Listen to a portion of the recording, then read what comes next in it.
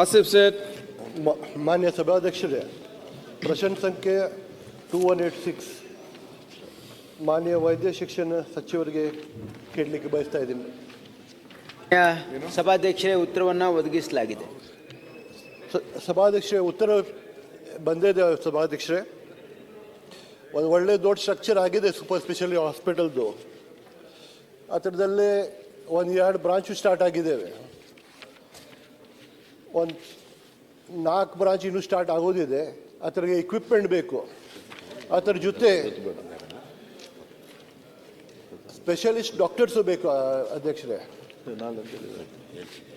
Nursing staff ಬೇಕು, technical staff ಬೇಕು. ಅದು ಎಲ್ಲ ಕಂಪ್ಲೀಟ್ ಮಾಡಲಿಕ್ಕೆ ಹೇಳಲಿಕ್ಕೆ ಬಯಸ್ತಾ ಇದ್ದೀನಿ ಅಧ್ಯಕ್ಷರೇ.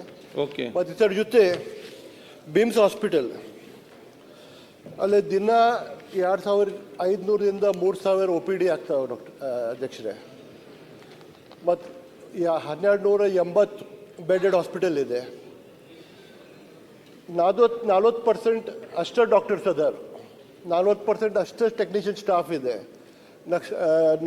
ಟೆಕ್ನಿಕಲ್ ಸ್ಟಾಫ್ ಮತ್ತು ನರ್ಸಿಂಗ್ ಸ್ಟಾಫ್ 50% ಇದೆ ಅಧ್ಯಕ್ಷರೇ. ಅದು ಫಿಲಪ್ ಮಾಡಲಿಕ್ಕೆ ನಾ ಹೇಳಲಿಕ್ಕೆ ಬಯಸ್ತಾ ಇದ್ದೀನಿ ಮಾನ್ಯ ಸಚಿವರಿಗೆ. ಇದರ ಜೊತೆ ಅದು 150 ವರ್ಷದ ಹಳೇದು ಹಾಸ್ಪಿಟಲ್ ಕಟ್ಟಿದ್ದು, ಲೀಕೇಜ್ ಆಗ್ತಾ ಇದೆ. ಅದು ರಿಪೇರ್ಸ್ ಮಾಡಲಿಕ್ಕೆ ಬೇಕು. ಅದರ ಜೊತೆ ಒಂದು ಬಿಮ್ಸ್ ಮೆಡಿಕಲ್ ಕಾಲೇಜ್ ಇದೆ. ಎಲ್ಲ ಡಿಸ್ಟ್ರಿಕ್ಟ್ಗೆ, ಸಿವಿಲ್ ಹಾಸ್ಪಿಟಲ್ಗೆ, ಮೆಡಿಕಲ್ ಕಾಲೇಜ್ ಹಾಸ್ಪಿಟಲ್ಸ್ಗೆ, ಎಲ್ಲ ಡಿಸ್ಟ್ರಿಕ್ಟ್ಗೆ ಒಂದು ಅಟ್ಯಾಚ್ಡ್ ಹಾಸ್ಪಿಟಲ್ ಇದೆ ಆ್ಯಸ್ ಪರ್ MCI ರೆಗ್ಯುಲೇಷನ್. ನಮ್ಮ ಬೆಲ್ಗಾಮ್ಗೆ ಒಂದು ಹಾಸ್ಪಿಟಲ್ ಬೇಕು ಅಟ್ಯಾಚ್ಡು, ಒಂದು 500 ಬೆಡೆಡ್ ಹಾಸ್ಪಿಟಲ್. ಅದನ್ನ ರಿಕ್ವೆಸ್ಟ್ ಮಾಡ್ತಾ ಇದ್ದೀನಿ ಮಾನ್ಯ ಸಚಿವರಿಗೆ, ಅದು ಮಾಡಿಕೊಡ್ಲಿಕ್ಕೆ.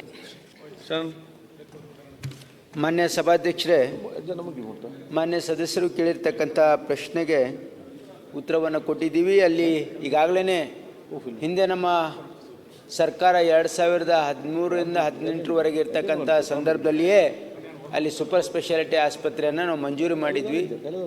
ಈ ಕಳೆದ ಸರ್ಕಾರದಲ್ಲಿ ಅದು ಪ್ರಾರಂಭ ಆಗಲಿಲ್ಲ.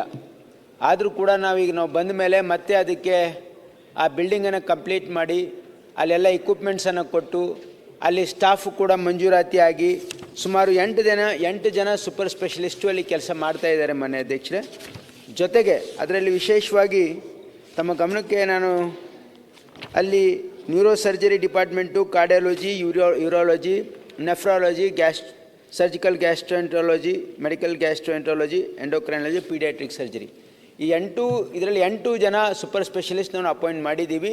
ಯಾಕಂದರೆ ತಾತ್ಕಾಲಿಕ ಏನಂದರೆ ಕಾಂಟ್ರಾಕ್ಚುಯಲ್ ತೊಗೊಂಡಿದ್ದೀವಿ. ಆದರೆ ಈಗ ಒಳ ಮೀಸಲಾತಿ ಮುಗಿದು ಆಗಿದೆಯಲ್ಲ, ಈಗಾಗಲೇ ಅವ್ರು ಹೇಳಿದ ಹಾಗೆ ನಾವು ನೇಮಕಾತಿಯನ್ನು ಮಾಡ್ಕೊಳ್ತಾ ಇದ್ದೀವಿ. ಜೊತೆಗೆ ನಾವು KLE ಸಂಸ್ಥೆಯವ್ರ ಜೊತೆನೂ ಕೂಡ ಒಡಂಬಡಿಕೆ ಮಾಡಿಕೊಂಡು ಅವರು ಡಾಕ್ಟರ್ಸು ನಮ್ಮ ಸೂಪರ್ ಸ್ಪೆಷಾಲಿಟಿ ಆಸ್ಪತ್ರೆಯಲ್ಲಿ ಎಲ್ಲ ಡಿಪಾರ್ಟ್ಮೆಂಟಲ್ಲಿ ಬಂದು ಫ್ರೀ ಕೆಲಸ ಮಾಡ್ತಾರೆ to take care of the patients.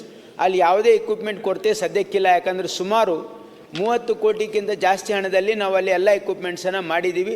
ಇಲ್ಲಿ ಇನ್ನೂ ಹೆಚ್ಚಿನ ಅವಶ್ಯಕತೆ ಇದ್ದರೂ ಕೂಡ ಅದನ್ನು ಕೂಡ ಮಾಡ್ತೀವಿ. ಜೊತೆಗೆ ಅವರು ಹೇಳ್ತಕ್ಕಂಥದ್ದು ನಮ್ಮ ಬೆಳಗಾವಿ ಮೆಡಿಕಲ್ ಕಾಲೇಜಿನ ಆಸ್ಪತ್ರೆಯಲ್ಲಿ ಅಲ್ಲಿ ಭಾಳಷ್ಟು ಪೇಷಂಟ್ ಒತ್ತಡ ಇದೆ ಅಲ್ಲಿ.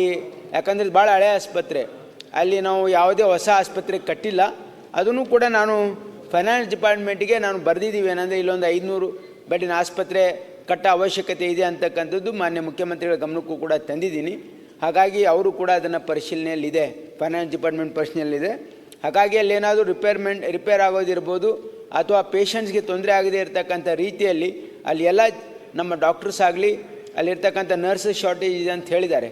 ಈಗ ನಮಗೆ ಇಂಟರ್ನಲ್ ರಿಸರ್ವೇಷನ್ಗೋಸ್ಕರ ನಿರ್ಬಂಧ ಇತ್ತು. ಈಗ ಅದನ್ನು ಅಗತ್ಯ ಇರ್ತಕ್ಕಂಥ ಎಲ್ಲ ಡಾಕ್ಟರ್ಸನ್ನು ರಿಕ್ರೂಟ್ ಮಾಡ್ತೀವಿ. ಮತ್ತು ಅಡಿಷ್ನಲ್ ಏನಾದರೂ ಸಪೋರ್ಟ್ ಸ್ಟಾಫ್ ಬೇಕಿದ್ರೂ ಕೂಡ ಅದನ್ನು ಕೂಡ ನಾವು ಮಾಡ್ತೀವಿ. ಮಾನ್ಯ ಅಧ್ಯಕ್ಷ ನರೇಂದ್ರ ಸ್ವಾಮಿ ಸರ್. ಮಾನ್ಯ ಅಧ್ಯಕ್ಷರೇ, ಇದು ಕಾಂಟ್ರಾಕ್ಚುಯಲ್ ಸೂಪರ್ ಸ್ಪೆಷಾಲಿಟಿ ಡಾಕ್ಟರ್ಸ್ ಏನು ನಾವು ತಗೊಂಡಿವಿ, ಅವ್ರ ಕಮಿಟ್ಮೆಂಟ್ ಇರೋದಿಲ್ಲ ಸರ್. ಅದಕ್ಕಿಂತ ರೆಗ್ಯುಲರ್ ಡಾಕ್ಟರ್ಸ್ ಕೊಡಬೇಕು. ಅಂತ ಅಲ್ಲೇ ರೆಗ್ಯುಲರ್ ಸೂಪರ್ ಸ್ಪೆಷಲಿಸ್ಟ್ ಕೊಟ್ಟಿದ್ದಂದರೆ ಅದಾಗೋದು ಸರ್. ಅದು ಇದು ಇಂಟರ್ನಲ್ ರಿಸರ್ವೇಷನ್ ಇದಾದ ತಕ್ಷಣ ಈಗ ಪರ್ಮನೆಂಟ್ ರಿಕ್ರೂಟ್ಮೆಂಟು ಮಾಡ್ತೀವಿ. ಓಕೆ, ಧನ್ಯವಾದ. ನರೇಂದ್ರ ಸ್ವಾಮಿ PM ಶ್ರೀನಿವಾಸ್